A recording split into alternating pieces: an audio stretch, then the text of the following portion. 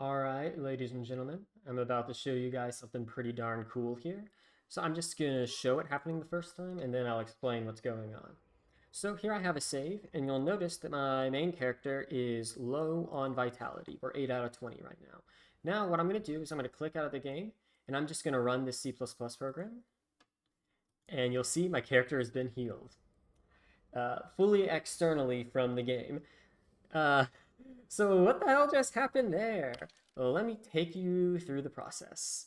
So, first things first, I'm creating a message. First thing, I'm grabbing message part 1 is this hexadecimal F for 15. Message part 2 is hexadecimal 2. And the other part of this message is P, which stands for player. And if I pull a Ghidra, I can show you exactly what these things mean. So you can see right here that the message part 1, it actually defaults the P anyway in here, but we're using the network messaging service to send a message to the server. So P for player, and then my message part 1 and part 2 are getting passed in here.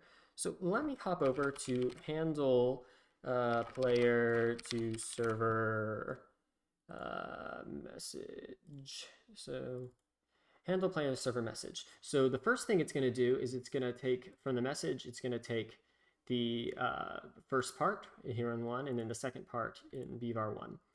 And what it does, if you look in message address 2, is that's where we had our 15, our F. Scroll down to F.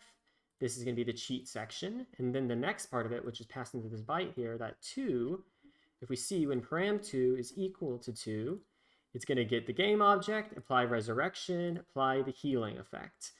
So I'm essentially sent a message to the game server to heal the main character using a thread injection. So let's look at actually what that actually looks like. So we call this inject and execute right here, which what it does is it opens SW KotOR if it wasn't already. We allocate some 32-bit space to write out our message data, which was I just did a 3-byte message because that's simpler. There's messages that can get much longer because the message passing gets used for everything in this game. It writes that to the process memory. And then what we do is I manually wrote out some assembly using hexadecimal shell codes. And so you see that what we're doing is we're setting up a this call where we wanted to populate ECX, that is going to be our this parameter, with the pointer to the client message handler, which we know the client message handler is at manager plus 4 gives us to client, plus 4 gives us to internal, plus 332 brings us to the pointer to the message handler. This was what reverse engineered by me. So this gets set into ECX. Then what we do is we push our parameters onto the stack, which pushes the message data length, the data, the different message parts like I already talked, and then we push the current function address into EAX, which we are going to just call. So this function address, 677410, if we pull up Ghidra, I can go to that function for you. I was actually there for 677410. You'll see this is send player to server message, back where we started. So I'm essentially hooking into the message handler to manually send a message from the main character, from an external program to the server to affect the main character.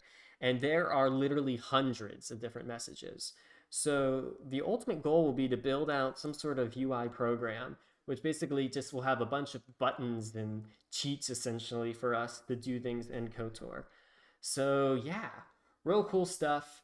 Excited to see this process continue.